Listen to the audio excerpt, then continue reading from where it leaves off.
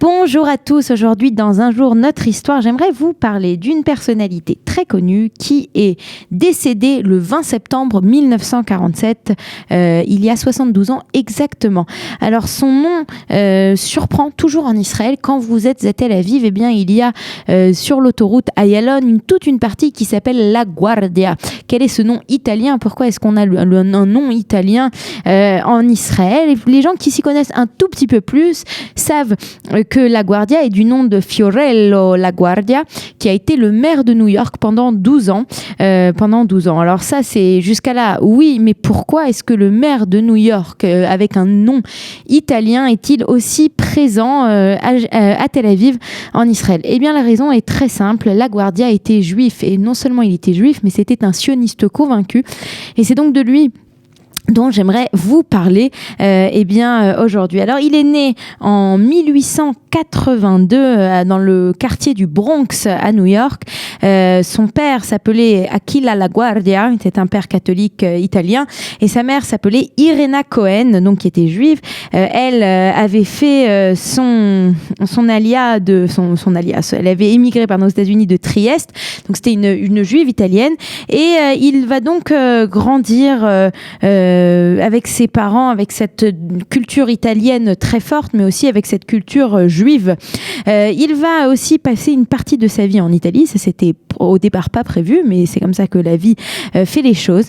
Et il va commencer à partir de 1914 à s'intéresser à la politique et surtout à s'intéresser à la communauté, ou plutôt à la ville de New York. Il va donc être élu au Congrès. Il va commencer à gravir les échelons, et c'est surtout en 1934 qu'il va être élu maire de New York. Alors c'est une période très dure, 1934, puisque la Grande Dépression commence en 1929, et là on est vraiment dans une période noire aux États-Unis, et il va donc tout faire pour endiguer la corruption à New York, et il le fera très bien. Il sera connu et aimé par la population new-yorkaise. Il faut dire aussi qu'il va beaucoup se battre pour des réformes sociales dans l'État de New York. Je vous rappelle que les États-Unis, c'est un pays fédéral, donc chaque État décide un petit peu de tout ce qui s'y passe. Et La Guardia était connue donc pour tout faire pour aider les ouvriers. Il va donc être maire de New York pendant 12 ans. Il sera très proche de ses électeurs et de la communauté de New York. On l'appelait The Little Flower, puisque son nom en italien, Fiorello, veut dire une petite fleur. Donc c'est comme ça qu'on l'appelait. Aussi pour sa petite taille, il ne faisait qu'1m57. Il était connu, donc comme je vous l'ai dit, pour passer souvent à la radio, parler, raconter des choses. Et surtout, il y a eu toute une période où il y a eu une grève des journaux à New York. Alors il racontait à l'antenne les dessins, les BD qu'on pouvait trouver dans le journal. Alors il avait l'habitude de décrire cela tellement bien, et il racontait cela pendant toute la période de la grève.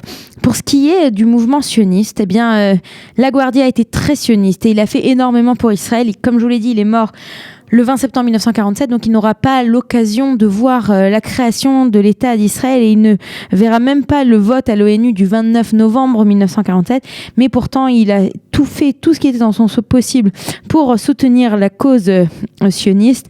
C'était une personne qui était quand même assez incroyable. Il parlait 7 langues: l'hébreu, le yiddish, l'hongrois, l'italien, entre autres, et il était véritablement aimé par tout le monde, et aimé aussi par les juifs. On peut mieux comprendre maintenant la raison pour laquelle, quand vous arrêtez en Israël, vous avez ce La Guardia, qui nous rappelle d'ailleurs un des aéroports de New York, l'aéroport pour les vols internes, si vous connaissez un petit peu, qui s'appelle aussi La Guardia. Voilà, c'est donc de Fiorello Henry La Guardia, ce maire de New York, qui était aussi juif, dont je voulais vous parler aujourd'hui sur Studio Kalita. Je vous souhaite à tous un Shabbat Shalom. On se retrouve dimanche pour un nouvel épisode d'Un jour notre histoire.